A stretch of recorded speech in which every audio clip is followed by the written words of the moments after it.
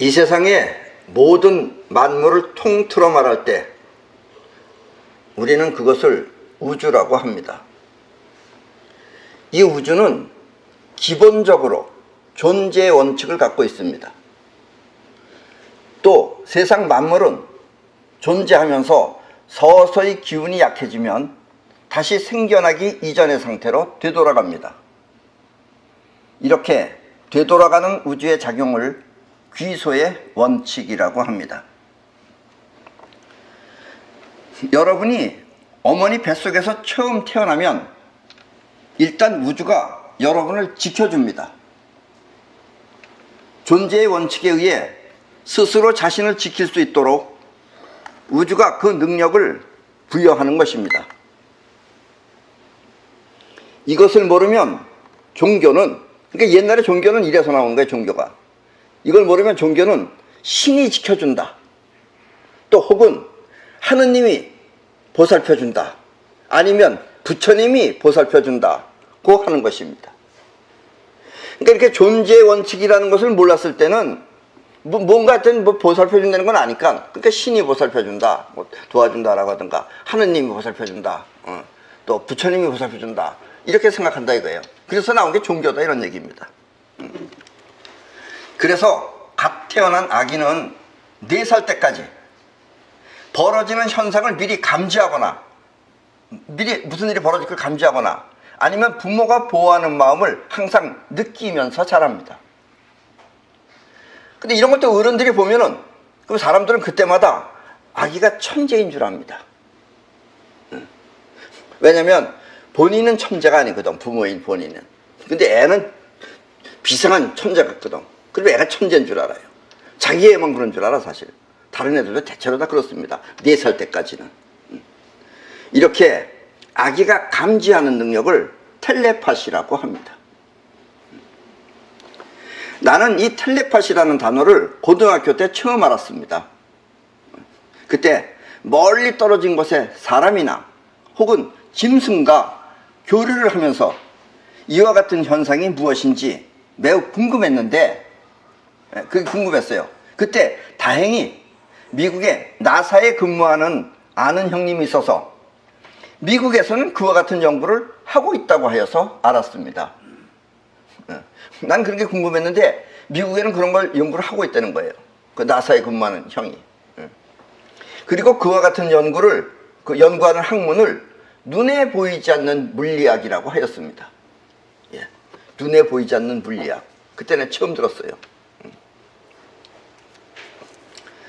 그래서 그때 나는 이와 같은 세계를 보다 체계적으로 공부하여, 난 나름대로 한국에서 공부했어요. 그 형한테 논문이라는 거 받아가지고. 그래서 20살 초반에는, 그때가 내가 한 21살, 22살 때입니다. 우리 한국 나이로. 그때 초반에는 한국 최초로 4차원 세계의 신비 등 2권의 책을 만들어서 발표하였습니다.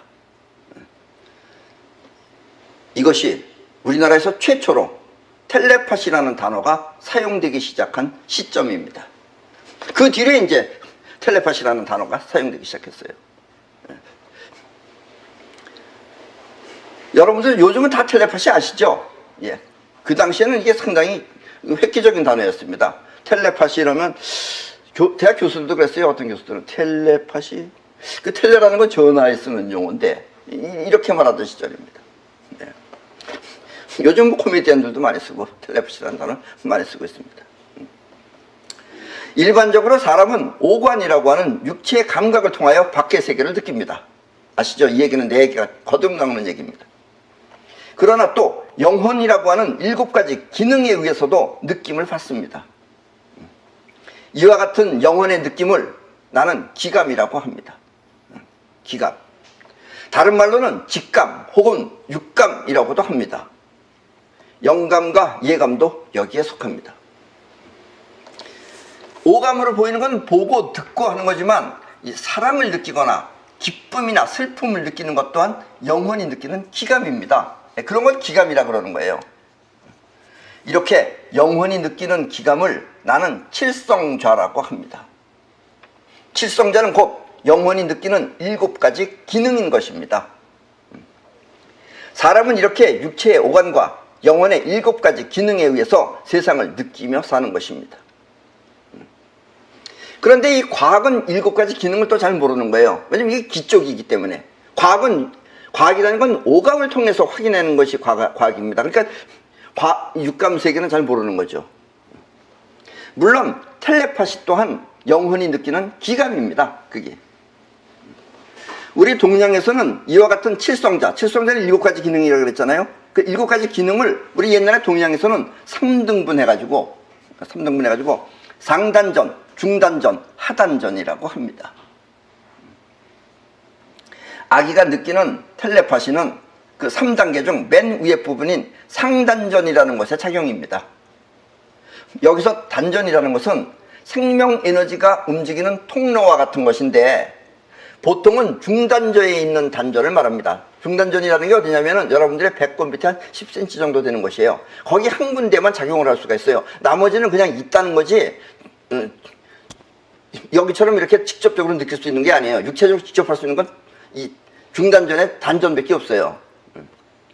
이렇게 상단전은 정신적인 작용, 그 다음에 중단전은 감정이나 사랑을 느끼는 작용, 그리고 하단전은 성적 느낌을 느끼거나 아니면 아기를 만드는 작용을 주로 합니다.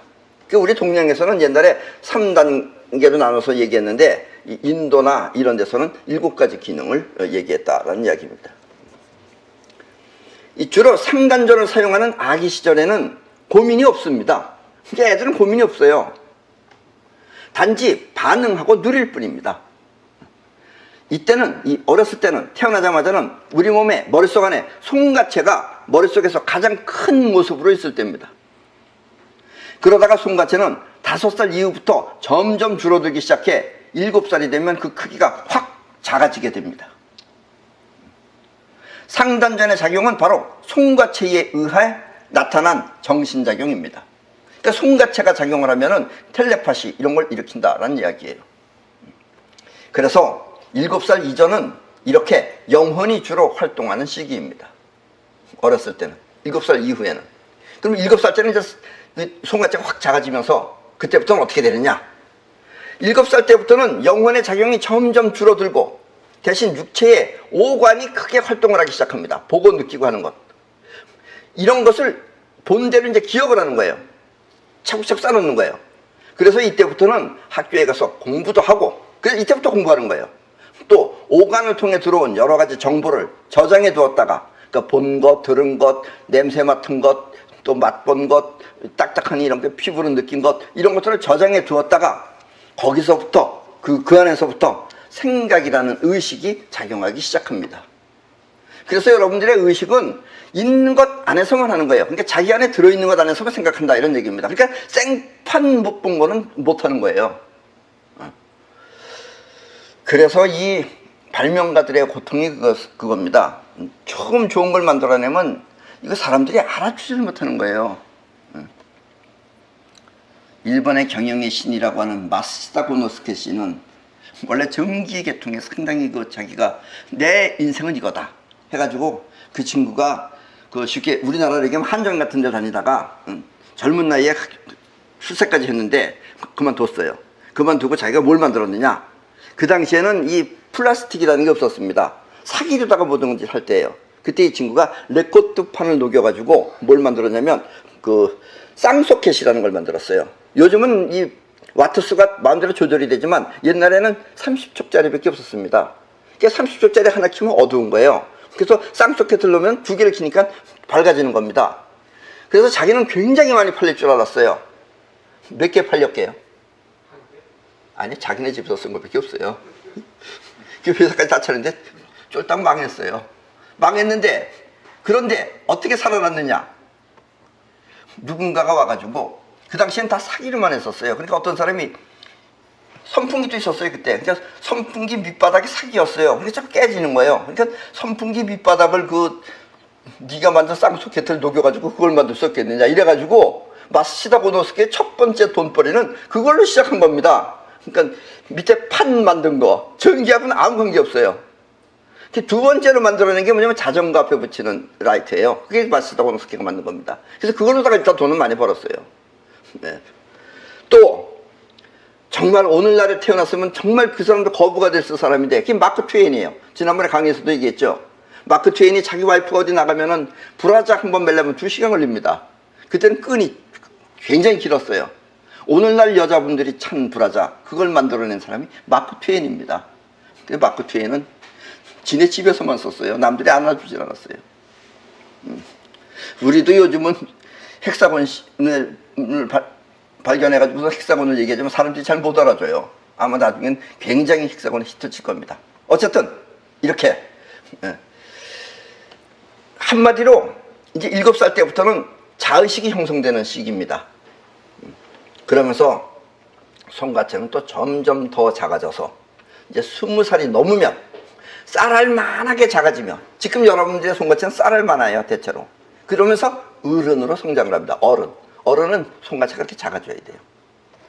그러니까 이게 20살이 넘기 전에는 사춘기처럼 영혼과 자의식이 갈등이 존재하지만, 영혼과 자의식의 갈등이 존재하는 게 사춘기예요. 이제 21살이 넘으면은, 그때부터 송가체가 이제 쌀알만 이렇게 작아지면은, 이제 어른이라는 것이 되면은, 이때부터는 영혼의 작용은 거의 안 나타나고 자의식이 판을 치는 그런 인생이 되는 것입니다. 지금의 여러분도 그렇습니다. 그래서 모르는 걸 얘기해주면 말을 안 들어요, 어른들은. 지 아는 것만 고집해요. 다시 말하면 자의식에 들어온 정보를 통해 마음대로 생각하며 상상하는 것입니다. 때문에 이때부터는 근심과 걱정이 점점 더 커지게 됩니다. 그때부터 자기 걱정을 해요. 그래서 그걸 자기가 아는 것 안에서만 생각해요. 아는 것 안에서 전부 다 생각하면 굉장히 걱정을 해요. 왜냐하면 자기를 걱정하기 때문에. 그리고 이와 같은 자의식의 활동을 앞마음이라고 합니다. 왜냐면 우리가 앞마음, 뒷마음 나는 것은 영혼, 자의식하면 여러분도 힘들 것 같아서 앞마음이라고 합니다. 반면에 영혼은 뒷마음이 되어서 평소에 우리가 그것을 잘 알아차리거나 움직이지 못하게 됩니다. 어렸을 때는 뒷마음이 하는 거예요. 쉽게 말하면 영혼이 움직이는 거예요. 그래서 애들이 텔레파시가 되는 거예요. 근데 나이가 먹으면 이제 그건 점점 송가체도 아주 코딱지만한 게 작아져가지고 작용이 잘 안 하는 거예요. 그래서 이제 오간으로 주로 하고, 그 다음에 영혼은 무의식이 돼버린 거예요. 그래서 의식을 할 수 없어요. 단지 자의식이 계속해서 반복을 하면은 그것이 뒷마음에 각인이 되어 자기도 모르게 그 기능이 나타날 뿐입니다. 그래서 자꾸 하면은, 자꾸 연습하면은, 그럼 저절로 잘하게 되는 것은 뒷마음이 하기 때문에 그래요. 영혼이 하기 때문에 그렇다는 얘기입니다. 그런데 자의식이 하면은 핀트가 안 맞고 제대로 되지 않는다라는 이야기입니다. 어린 아기 때에는 뒷마음이 직접 느끼거나 또 알려주어서 텔레파시가 되었는데, 이제 그 뒷마음은 뒤에 숨어 무의식이 되어버린 것입니다.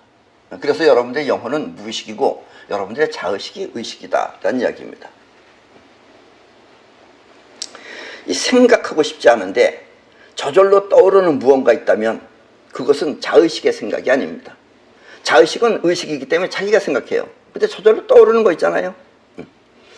그것은 영혼이 일으키는 환영과 같은 것입니다. 환영. 우리는 그것을 잡념 혹은 망상이라고 합니다. 공부하는 남학생이 집중하여 공부할 수 없는 것은 영혼에 각인된 여학생의 모습이 자꾸 떠오르기 때문입니다.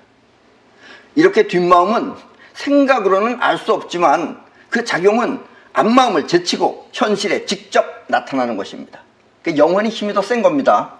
영혼이 한 70%의 힘을 더 갖고 있고 여러분들의 자의식은 많이 해봐야 30%밖에 안 돼요. 그러니까 영혼의 힘이 더 센 거예요. 결국 영혼의 힘이 자의식을 물리치고 현실에 나타나는 것입니다. 아셨죠? 뒷마음은 곧 영혼이며 이렇게 자제할 수 없는 영혼을 무의식이라고 합니다. 그리고 이렇듯이 영혼은 의식을 통해서 직접 조절하기가 매우 힘든 것입니다. 그래서 자의식이 영혼을 거의 못 움직여요. 영혼은 자의식을 제치기고 하는데 자의식은 영혼을 거의 못 움직입니다. 그런데 단 영혼을 움직이는 사람이 있어요. 그러려면 특별한 정신적인 작용도 일어나야 돼요. 그런 작용은 쿤다라니라고 하는데 그건 나중에 다시 한번 설명하겠습니다. 이 쿤다라니가 열려있는 사람은 의식적으로 영혼을 직접 사용할 수가 있습니다. 그리고 이런 능력가를 사이원이라고 합니다. 그리고 사이원이 직접 영혼을 사용하는 능력을 사이파워라고 합니다. 사이파워는 원하는 대로 세상을 움직이는 능력입니다. 왜냐면 영혼이 하면은 그것이 애가 그 텔레파시를 일으켰듯이 그것이 힘을 일으켜요. 근데 보통 사람은 그걸 못하는 거예요. 하고 싶은데 안 되는 게 영혼이 안 하기 때문에 못하는 거예요. 그래서 영혼을 움직일 수 있는 능력가를 사이원이라고 하고, 사이원의 능력을 사이퍼라고 한다라는 이야기입니다. 이건 꼭 배우셔야 됩니다. 앞으로는 미래 인간은 이걸 잘해야 돼요. 공부는 이제 앞으로 필요 없어요. 공부는 그냥 컴퓨터가 하는 거예요. 사람이 안 해요. 아셨죠? 이 보고 들어서 아는 내용은, 여러분들이 보고 듣고 하는 내용은 그것이 사실이든 아니든 내 안에 저장이 됩니다. 우리는 이렇게 저장된 내용을 통해서 생각을 합니다. 또 그 안에서 생각하는 거예요. 그래서 사람들의 말은 거의 허구, 가짜에 가까운 것들입니다. 거의 그 허황된 말들이 많아요. 보지도 못한 말들을 많이 하잖아요. 다 얘기 들어보면 그런 거예요. 텔레비에 나와서 하는 사람들 얘기, 뭐 점잖은 대학 교수라느니 무슨 전문가라는 사람들 얘기도 들어보면 얼추 비슷한 뿐이지 다 못 보고 엉터리 소리예요. 그래서 전혀 나중에 딴 게 하잖아요. 예. 직접 보고 들어서 아는 사실이 아니라 자신이 꾸며낸 허상이란 뜻입니다. 또 자신은 생각하고 싶지 않은데 영혼의 기능인 칠성자가 자꾸 그 욕구를 환상으로 만들어 자신을 괴롭히기도 합니다. 예, 왜냐 아까처럼 여학생이 자꾸 생각난다든가 이런 욕구가 환상으로 만들어서 자꾸 자신을 괴롭히기도 합니다. 그러면은 공부를 해야 되는데 놀고 싶고 또 무언가 하고 싶고 또 그리고 누군가 보고 싶은 것은 이렇게 칠성자가 일으키는 욕망입니다. 그리고 이와 같은 자의식의 허상이나, 아까도 얘기했지만 자의식이 막 생각하는 거, 자기가 골똘하게 생각하면서 이렇겠지 저렇겠지, 응? 이렇게 생각하는 허상이나, 또 영혼의 욕구를, 영혼이 이렇게 지금 일으키는 이렇게 환영 같은 거, 이런 욕구를 불교에서는 마구니라고 합니다. 마구니. 들어보셨죠? 마구니. 이 마구니는 한마디로 실제하지 않는 망상이란 뜻입니다. 특히 여자들은 그 촉이 세다 그래요. 그 촉이 세다는 것이 기감을 말하는 거예요. 그래도 또 기감이 세다고 하면서 온갖, 특히 남편 되는 사람이 어디 좀 멀리 떠나갔던가 그러면 대번에 그래요. 바람 폈지? 이러면서 마치 본 것처럼 그렇게 얘기해요. 그리고 또 대부분 또 그런 얘기는 어디 가면 저 점쟁이한테 가면 바람 폈다 그러면, 그리고 또 자기 남편이 그렇게 뭐 바람 필 만큼 그렇게 똑똑하게 잘생긴 사람들도 아니에요. 시줄 그래 해가지고서 그래서 저 돈도 제대로 못 벌고 이런 사람들인데 그 또 어디 가서 바람을 피겠어요. 거기에 또 바람 피는 건 뭐 그거하고는 또 직접적인 건 아니지만, 근데 여자들은 그런 오해를 많이 해요. 그게 전부 다 그런 생각한다는 것 자체를 마군이라고 하는 것이다라는 얘기예요. 그런 생각이 마군입니다. 아셨죠? 요즘은 인터넷 시대라고 하면서 여기저기에 남을 헐뜯는 정보가 많이 올라옵니다. 인터넷에. 실제로 그 사람을 만나본 적도 없고 또 이야기를 원래 자기가 올린 그 사람하고 이야기를 해본 적도 없는, 그런데 마치 그 사람과 함께 생활을 한 것처럼 훤히 꿰뚫고 보듯이 그 사람을 모함하는 것입니다. 그러면 이런 이야기를 보고 괴로워하며 자살까지 하는 그런 연예인들도 있습니다. 의도적으로 상대방을 괴롭히기 위해 하는 사람도 있을 것이고, 또 아니면 자기 잘난 척을 하기 위해 없는 소리를 꾸며대는 사람도 있을 것입니다. 그런데 그런 사람들의 대부분의 공통점은 그와 같은 이야기가 사실이 아닌 상상을 통해 만들어낸 자신들의 이야기라는 점입니다. 그 사람 레벨에 맞는 자기 얘기지 상대편하고 전혀 관계없는 것이다, 이런 얘기예요. 사람이, 어떤 사람이 그 맛있는 걸 좋아해요. 그럼 그 사람은 또 어디 가서 사람을 잡아먹어서 피를 뽑아먹었다 그러고 이런 말하는 사람도 있어요. 예, 그거 다 지가 상상해서 만들어내는 말들이에요. 실제하고는 아무 관계가 없는, 이렇게 그런 얘기를 하는 것은 자기 레벨에 맞는 자기 이야기라는 점입니다. 사람들의 생각은 이렇게 자신의 자의식에 저장된 내용 안에서 떠오르는 법입니다. 그러니까 자의식 안에 안 들어있는 건 안 떠오르는 거예요. 그러니까 자기 안에 들어있는 것 안에서만 떠오른다, 이런 얘기예요. 때문에 도둑놈이 세상을 바라보면 가방 든 사람의 가방은 모두 다 도둑질한 것처럼 보이고, 또 남의 물건도 모두 도둑질할 물건으로 보이는 것입니다. 도둑놈한테 그렇게 보이듯이 결국은 그런 사람들이 그 댓글을 올리거나 뭐 이렇게 나쁜 소리를 하는 이런 사람들의 모함하거나 이런 사람들은 다 자기 자신의 얘기라는 얘기예요. 뭐 꼭 그런 건 아닙니다만은 엊그제는 또 어떤 양반이 박근혜 대통령 있잖아요. 박근혜 대통령은 어쨌든 대통령이잖아요. 그래서 박근혜 대통령이 지금 머무르고 있는 그것도 감옥인지 뭔지 어딘지 거기는 한 10평이 넘는다 그래요. 그런데 보통 일반인들이 가서 사는 데는 신문지 두 장 정도 놓는 정도의 넓이랍니다. 그렇다고 그 양반이, 나도 자세히는 모르는데 그 양반이 누구라고 내가 말 안 하겠어요. 여러분들도 대한민국 사람이면 대체로 눈치챌 것이고, 대한민국 사람이 아니면 전혀 모를 사람입니다. 그런 사람이 직접 자기가 신문지 2장 가지고 가서 거기서 국회에서 누워가지고 이런 거라고 해서 시연까지 보여줬어요. 그러더니 그 양반이 요즘 어떻게 사느냐? 그 양반이 신문지 2쪽만한 곳으로 들어가 버렸어요, 지금. 함부로 그렇게 모함하면 안 된다는 얘기입니다. 자기 수준에서 그렇게 하면은 자기 수준대로 간다는 얘기입니다.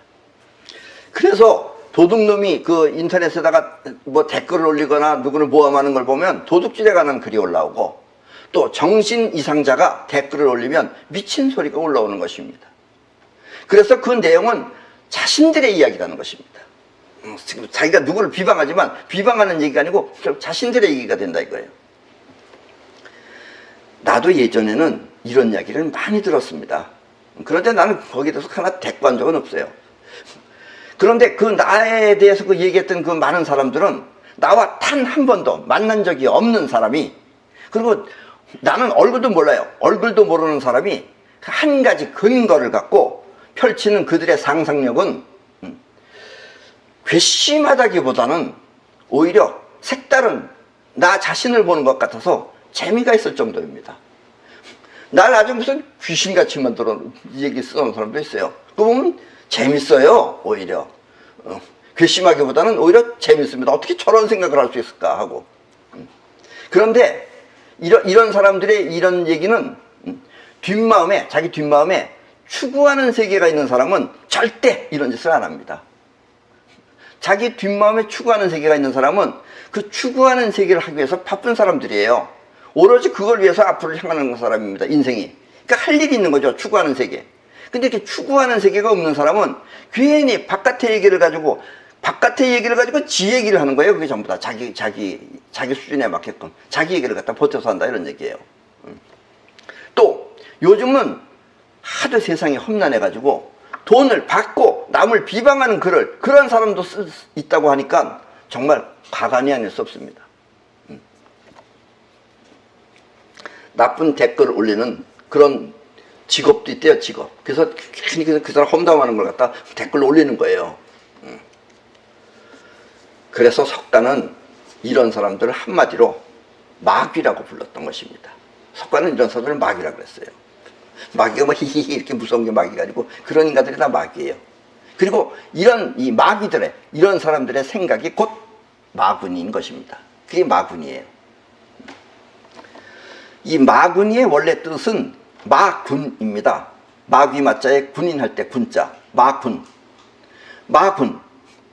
마군이 말이야 이러다 보면 그게 마군이가 되는 거예요. 아셨죠? 우리식으로. 그래서 마군은 원래 마라는 인도 말이에요. 마라라고 하는 인도의 악마를 뜻합니다. 그러니까 한마디로 마군은 악마의 군대라는 뜻입니다. 그게 자기 안에서 일어나는 거예요, 악마의 군대가. 자신의 격에 따라 심심풀이로 장난삼아 남을 비방할 수도 있고, 또 자신을 내세우기에 잘난 척을 하며 남을 헐뜯을 수도 있지만, 이렇게 남을 헐뜯어서 돌아오는 대가는, 그런 사람들의 대가는 자신이 욕한 대로 된다는 것입니다. 그러니까 괜히 감옥에 있는 사람을 갖다가 괜히 남들은 말이야 신문지 2장에서 사는데 혼자 넓은 데서 샀다고 하면서 그런 짓을 하게 되면은 결국 그 사람은 신문지 2쪽으로 만들어진 만한 데로 가는 수밖에 없다, 이런 얘기예요. 아셨죠? 예, 이해하셨어요? 예. 이 말은 남을 비방한 대로 자신의 인생이 그렇게 된다는 뜻입니다. 왜냐면 이 사람은 자기 자신 안에 뒷마음 안에 해야 할 일이 있는 사람은 그거 하느라고 정신이 없어요. 바빠요. 근데 그게 없는 사람은 바깥의 걸 가지고 자꾸 남을 험뜯으면은 험난하게 험뜯는다는 자체가 곧 그 사람의 추구하는 세계가 되는 거예요. 그래서 결국 그 사람의 인생은 자기가 욕한 대로 그렇게 헐뜯는 대로 그렇게 된다, 이런 얘기입니다. 중요한 얘기입니다, 이게. 슬픈 노래를 부르는 가수는 일찍 죽습니다. 왜 일찍 죽느냐? 슬프게 하면은, 슬프려면 어떻게 해야 돼요? 슬프려면 가야죠. 그래서 슬픈 노래를 부르는 가수는 일찍 죽는 거예요. 그렇다면 남을 비방하며 욕하는 사람의 인생은 어떻게 되겠습니까? 본인은 대수롭지 않게 생각하며 썼는지 모르겠지만 그것을 읽는 당사자의 마음은 분노가 일어날 것입니다. 그리고 또 본인은 그렇게 대수롭지 않게 쓰면 그게 본인의 뒷마음에 반복해서 각인이 되는 거예요. 그리고 또 그걸 읽는 당사자의 마음에서는 분노가 일어날 것입니다. 그리고 그 분노는 곧 뒷마음입니다. 그 뒷마음은 아까도 봤지만 앞마음을 파헤치고 튀어나온 게 뒷마음이에요. 때문에 뒷마음의 분노가 텔레파시처럼 본인에게 전달되는 것입니다. 그렇게 욕한 사람한테 텔레파시처럼 상대편의 분노가 텔레파시처럼 전달되는 거예요. 이와 같은 작용을 눈에 보이지 않는 물리학에서는 사이코키네시스라고 합니다. 아까는 텔레파시였는데 이건 사이코키네시스. 우리나라 말로는 염력입니다. 생각한 대로 된다는 얘기예요. 보이지는 않지만 반드시 이 텔레키네시스는 상대편의 영혼은 작용을 해서 현실에 나타나는 그런 신의 천벌과 같은 것입니다. 재앙은 이렇게 일어나는 것입니다. 재앙이라는 게. 왜 누구는 멀쩡하게 잘 살았는데 누구는 꼭 재앙이 나서 뭐 차에 쳐 죽거나 뭐 어떻게 죽거나 이렇게 느닷없이 죽느냐. 그러니까 이 천벌 받는 거다, 이런 얘기예요. 천벌을 하느님이 주는 게 아니고 본인이 불러들이는 것이다 라는 이야기입니다. 아주 중요한 얘기입니다. 나는 이와 같은 우주의 원리를 욕한 대로 된다고 합니다. 그러니까 함부로 그렇게 욕해서는 안 된다, 이런 얘기입니다. 아셨죠? 남을 비방하지 마시라, 이런 얘기입니다. 가수의 인생은 부르는 노랫말처럼 됩니다. 나는 이와 같은 원리를 말한 대로 된다고 합니다. 마찬가지로 남을 욕하면 그 사람의 인생은 욕한 대로 됩니다. 때문에 운전 중에도 기분 나쁘다고 해서 욕을 해서는 안 됩니다. 근데 그건 저절로 나오는 욕이잖아요. 그 화를 그렇게 참으면 안 돼요. 그러니까 그냥 뱉은 용도 괜찮아요. 이런 개놈의 새끼, 이 정도 괜찮습니다. 이런 쌍, 이렇게 에너지를 빼붙는 욕은 괜찮아요. 그건 괜찮은데 어떻게 되라 하는 거 있잖아요. 예를 들면 죽어라, 가다 되져라, 뻗어라, 박아라, 이런 욕은 절대로 하면 안 돼요. 어떻게 되라는 식의 욕을 하면은 그것이 말이 되었든 욕이 되었든 그 내용은 아무 상관이 없습니다. 내용은 관계없어요. 그러니까 예를 들면 또 어떤 사람은 미안해서 오래 살다 죽어라 이렇게 말하는 사람이 있어요. 오래 살다 죽어라 하고 빨리 죽어라는 같은 겁니다. 이걸 잘 이해하세요. 왜냐면 오래 살다와 빨리라는 의미는 인간이니까 여러분들이 하는 거지, 여러분들의 뒤에 시간에는 오래 살다와 빨리는 각인이 안 돼요. 뭐만 각인되느냐? 죽어라만 각인이 돼요. 그리고 이렇게 죽어라 하면 그 대상은 상대가 아니라 바로 본인이 죽는 겁니다.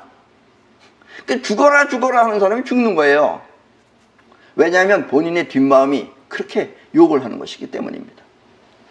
때문에 남을 비방하거나 욕되게 하는 사람은 하는 일마다 막아 끼거나, 그런 걸 막아 끼었다 그래요. 뭐 잘 안 되는 거 막아 끼거나, 심하면 이 세상을 떠날 수도 있습니다. 이 세상을 떠난다는 게 뭐예요? 죽는다, 이런 얘기입니다. 그게 아셨죠? 그 괜히 그냥 그 대통령쯤 돼가지고 그렇게 10평짜리 가서 사는 걸 그걸 배 아프다고 하면서 그렇게 신문지 2장에서 살아야 된다고 이러면서 그걸 비방하더니 그 결국은 어떻게 되겠어요? 자기가 신문지 2장 세계로 가는 거 아니에요? 또 모르지, 또 그분은 좀 특별한 분이니까 한 10평짜리 안에 들어갈런지도 모릅니다. 어쨌든 그런 겁니다. 아셨죠? 예, 자기가 불러들이는 거예요, 그게. 왜냐하면 그 욕이 자신이 추구하는 세계가 되기 때문입니다. 원래부터 추구하는 세계가 있으면 그걸 하느라고 바깥을 욕하거나 그러지 않는데, 그게 없는 사람은 남의 걸 보고서 트집을 잡아서 욕을 하다 보면 그 욕하는 것이 바로 본인이 추구하는 세계가 되는 것입니다. 그래서 비방과 욕이 곧 그 사람의 인생이 되는 것입니다. 그래서 그런 사람들은 다 무슨 일이 되든지 뭐 암에 걸리든지 뭐든지 일찍도 죽어요.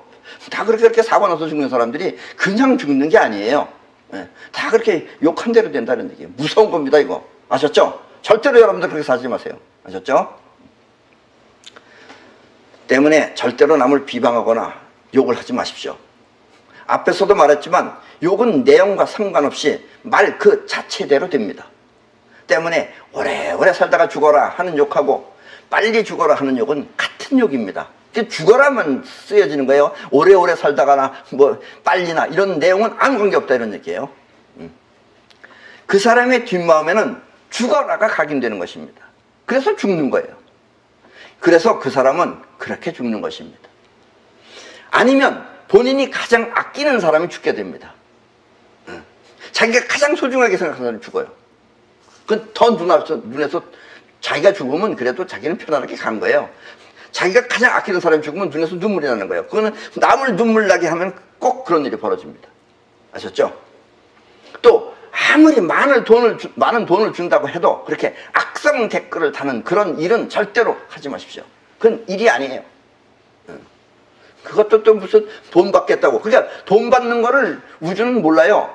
그 사람이 그 악성 댓글 올린 그 알맹이 그 단어만 각인이 되는 거지 그건 전혀 모릅니다.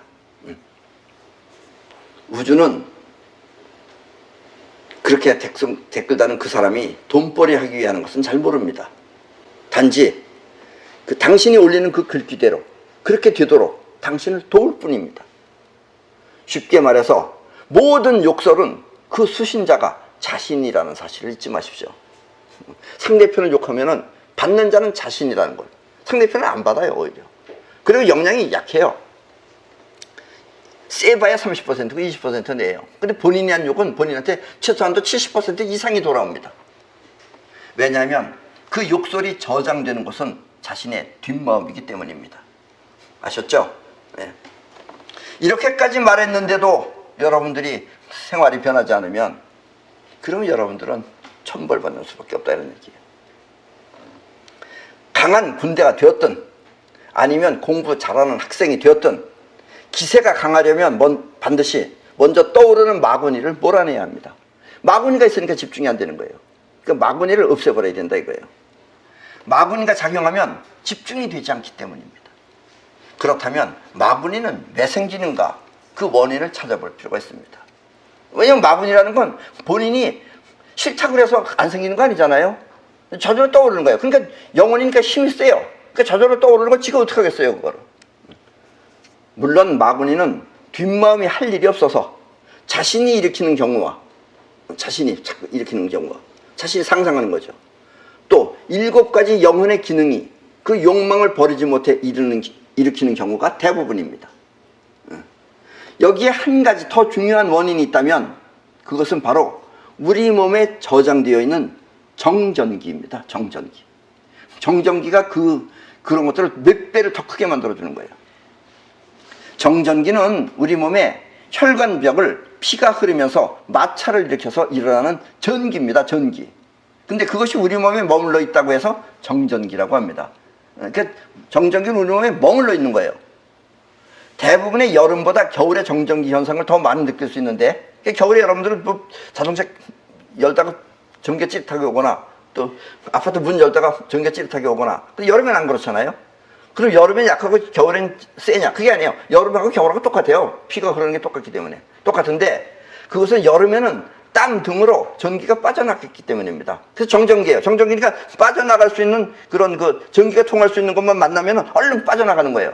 근데 쇠 같은 걸 만들면 그게 빠져나가면서 본인이 바짝고 불이 오기 때문에 느끼는 거지만 땀으로 슬쩍 빠져나간 건 못 느끼는 거예요. 그래서 여름에는 땀을 통해서 이미 나와버렸기 때문에 못 느끼는 거지 여름에도 있는 겁니다. 이 정전기가 우리 몸 안에서 잡념이나 생각을 더 많이 불러일으킵니다. 그것도 안에서 전기작용을 해요. 그래서 그것들이 전기작용을 해서 여러분이 일으키는 조금만 요만큼 일어났던 걸 몇 배를 더 크게 만들어내는 거예요. 그렇게 여러분들이 잡념이 많아진다 이런 얘기입니다. 그리고 이렇게 정전기가 생각을 일으키면 송가체 안에서 꿈을 꿀 때 분비되는 DMT라고 하는 화학물질이 그것을 영상으로 만들어냅니다. 그러면 이제 여러분들은 환영으로다가 잡념 속 안에 빠져드는 거예요. 때문에 잡념을 줄이고 정신을 집중하기 위해서는, 그러니까 이 몸 안에 정전기를 없애기 위해서는 밖에 나가서 맨발로 맨 땅을 20분 정도 뛰어다니다가 들어오면 됩니다. 여러분들이 맨발로 맨 땅을 밟으면은 땅도 쇠하고 똑같은 거예요? 다른 거예요? 같은 겁니다. 쇠하고 땅하고 물하고는 같은 겁니다. 그래서 여러분들이 땅을 밟는 순간 여러분들 몸 안에 있는 정전기는 빠져나갑니다. 전자파도 빠져나갑니다. 그래서 이렇게 20분 동안 바깥에 나가서 뛰어다니다가 들어오면 피곤한 게 아니라 오히려 정신이 맑아지고 집중력이 높아집니다. 또 실내에서 일을 하거나 이 컴퓨터를 할 때, 컴퓨터 하는 사람들은 항상 전자파가 있을 수밖에 없어요. 그럴 때는 접지공사를 하고, 접지공사를 반드시 해야 됩니다. 집에서 쓰는 전기를 사용하지 않는 게 좋습니다. 집에도 여러분들이 쓰는 콘센트 안에도 접지판이 있어요. 그거 절대로 쓰면 안 됩니다. 그래서 접지공사를 따로 하고 또 맨땅 용품을 구입하여 사용하면 됩니다. 여기서 맨땅 용품이라는 건 뭐냐면, 접지공사하고 맨땅 용품은 인터넷에 들어가서 육각나라를 검색해서 문의를 하면 됩니다.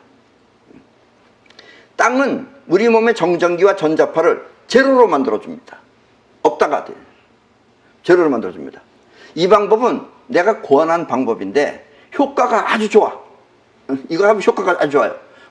많은 분들이 사용할 수 있게 하기 위해서 이걸 우리가 특별히 연구팀을 만들어서 판매하는 것입니다. 꼭 장사를 하기 위해서라기보다도 여러분들을 위해서 파는 겁니다, 이게. 잠을 잘 때도 이렇게 접지를 하고 맨땅 용품을 사용하면 깊은 잠을 푹 자서 우울증이나 불면증이 사라지는 그런 효과도 있습니다. 그래서 여러분들이 이런 걸 사용해보면 그때부터는 잠이 잘 올 겁니다. 깊이 자요. 그러면 여러분들이 일어나서도 상쾌하고 좋습니다. 그래서 꼭 해보시라는 얘기입니다. 이렇게까지 말해줘도 불화작근이 편하다고 얘기하는데도 여러분들이 그냥 소리로만 듣고, 왜 소리로만 듣느냐? 자기 마음 안에 없기 때문에 그래요. 자기 자의식 안에 들어있지 않기 때문에. 한번 이제 자의식 안에 확실하게 이제 박히면은, 그렇게 되면 영혼에 박히는 거죠. 그럼 여러분들은 이걸 안 하고는 못 베기게 될 것입니다. 근심 걱정이 많으면 그것이 우환을 불러들입니다. 근심 걱정이라는 것이 있으면 그것이 여러분들한테 우환을 불러들여요. 그 우환 불러들이는 것하고 아까처럼 천벌 받는 것하고 다 나쁜 생각이 일으키는 겁니다. 그래서 이와 같은 번면을 없애기 위해 지금까지 모든 성현이, 옛날부터 모든 그 성현이라고 하는 사람들이 여러 가지 방법을 가르쳤어요. 그런데 실효성을 거둔 예는 단 한 번도 없습니다. 네. 다 여러분들은 무슨 부처님이니 예수님이냐고 별짓을 하고 있지만 그것은 못했어요.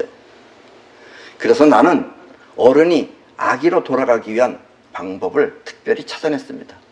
그래서 앞으로의 시대에는 이제 우환이 없어지는 거예요. 번뇌무진 서원단을 이룰 수 있는 방법을 찾아낸 것입니다. 그것은 바로 손털기입니다. 아셨죠? 손털기. 석가의 번뇌무진 서원단은 외우면 외울수록 번뇌가 깊어지는데, 번뇌무진 서원단 딱딱딱딱 그러면 번뇌가 영원히 내 안에 번뇌가 있다, 이거 하는 거예요. 그거 하면 절대로 안 되는 거예요. 나의 손털기는 터는 순간 번민이 얼른 없어지는 것입니다. 자의식이 깊이 생각하거나 반복하면 그것은 뒷마음에 각인이 됩니다. 그리고 뒷마음에 각인된 내용은 즉시 현실에 나타납니다. 그래서 평소에 나쁜 생각을 하지 말라는 것입니다. 그렇다고 저절로 일어나는 나쁜 생각을 어떻게 하겠습니까? 저절로 일어나는 나쁜 생각을 그걸 어떻게 할 수가 없어요. 차 타고 가면은 남이 사고 나는 걸 보거나 그러면 나도 이렇게 일어나면 어떡하나 이런 생각이 안 날 수가 없어요. 그건 난다 이거예요. 그건 나는 건 어쩔 수 없다 이거예요. 그래서 나는 일어나는 나쁜 생각을 지울 수 있는 방법을 찾아낸 것입니다. 내가 만들어낸 이 방법은 자의식의 생각을 일으키거나 아니면 뒷마음에 각인된 내용을 직접 지울 수 있는 방법입니다. 저 김정은이네가 물빼기 작전 하듯이 그거 빼내는 거 안 빼지는 거예요. 그거는 쇼지. 그거는 겁주는 거예요. 겁주는 거. 이거는 그게 아니다 이런 얘기입니다. 이 내가 만들어낸 손털기는 진짜 각인된 것도 지울 수 있고 아니면 떠오르는 것도 지울 수 있다 이런 얘기입니다. 그것은 바로 나쁜 생각이 일어날 때, 그 생각이 일어날 때 얼른 탁탁 쳐버리는 거예요. 여길 치면서 머릿속에 생각을 없애버리는 겁니다. 해보세요. 이것도 좀 모자라는 사람은 이거 하면서 뭐가 없어진다고 그래? 이런 사람이 있어요. 그러니까 생각을 탁탁 지워버리는 겁니다. 나쁜 생각이 일어날 때 얼른 손으로 이렇게 탁탁 치며 털어버리는 것입니다. 그러면 생각도 없어지고 또 그런 마음도 사라지게 됩니다. 차 안에서 갑자기 차가 충돌하거나 사람을 치는 등 좋지 않은 생각이 떠오르면 얼른 손으로 탁탁 치면서 그 생각을 털어버리십시오. 그렇게 자꾸 터는 연습을 하세요. 자꾸 그것도. 여지까지 그렇게 안 살아왔어요. 그러나 자꾸 이건 이제부터는 여지까지 이렇게 사는 방법으로 바꿔야 됩니다. 털어버리십시오. 이렇게 해서 한 5, 6개월 정도 계속 하다 보면 그때부터는 여러분들이 염화시중의 미소처럼 항상 즐거운 삶을 살게 될 것입니다. 이것이 바로 어린아이로 돌아가는 최선의 방법입니다. 근심 걱정 또한 일어날 때마다 근심 걱정 있죠. 뭐 어떻게 먹고 사나 그런 걸 걱정을 하지 마세요. 어떻게 먹고 살 것인가를 해결하려고 하지 일어나는 걱정을 하지 마세요. 그럴 때마다 손톱을 털어버리세요. 그러면 여러분들의 인생은 부처님이 될 것입니다. 예. 번뇌무진 서원난 이렇게 하면 절대로 부처님 못 돼요. 그건 아주 그냥 나는 영원히 번뇌 속에 살아야 되겠다고 해서 그 각오하는 거예요. 그거는 절대로 그거 외우면 안 돼요. 아셨죠? 그냥 털어버리세요. 털어버리면 여러분들은 부처님이 될 수 있습니다. 우리의 생각은 자의식이 하는 것이지만 우리의 행동은 영혼이 하는 것입니다. 그래서 여러분들이 하는 행동은 다 영혼이 하는 거예요. 지금 내가 이렇게 손을 이렇게 움직이는 거 영혼이 하는 거예요. 말은 자의식이 하는 거지만 자의식은 앞마음, 영혼은 뒷마음입니다. 때문에 분노를 일으키는 것은 뒷마음이고 또 욕을 하는 것도 뒷마음입니다. 그리고 손을 터는 행위 또한 뒷마음입니다. 이게 행위이기 때문에 그래요. 뒷마음입니다. 그래서 뒷마음에 떠오르는 욕이나 우환을 이렇게 손으로 탁탁 치면 순간 그 생각은 사라지는 것입니다. 그러니까 목탁 치면 돼요, 안 돼요? 목탁으로 탁탁 치는 건 돼요. 목탁으로 이격을 칠 필요는 없고 목탁 그냥 그거 들고서 탁탁 손 치듯이 털면 털릴 수 있어요. 이렇게 손털기를 통해서 나는 모든 우환을 없애버렸다 하고 믿으십시오. 그러니까 모든 우환이 다 없어졌다고 그렇게 믿으세요. 그러면 반드시 믿는 대로 될 것입니다. 나는 이렇게 믿어서 믿는 대로 되는 것을 믿는 대로 된다고 합니다. 아셨죠? 자, 그럼 손자병법입니다. 삼군 지중 가사필수 적이무패자 기정시야 병지소가 여의하투란자 허실시야. 좀 말귀가 좀 이상하면 밑에 자막을 첨가하시기 바랍니다. 전 장병이 적의 공격을 받고도 패하지 않는 것은 기습공격과 전공법을 적절하게 운영하고 있기 때문이다. 전투가 전개되어 마치 돌로 알을 치듯 할 수 있는 것은 충실함을 가지고 적의 허점을 치기 때문이다. 여기서 그 삼군이라고 하는 것은 아까도 나왔죠. 삼군 지중. 삼군이라고 하는 것은 삼군이 뭘 것 같아요? 육해공군? 그땐 공군이 없었죠. 그러니까 첫째는 그런 게 아닌 겁니다. 삼군은 37,500명에 달하는 숫자가 삼군입니다.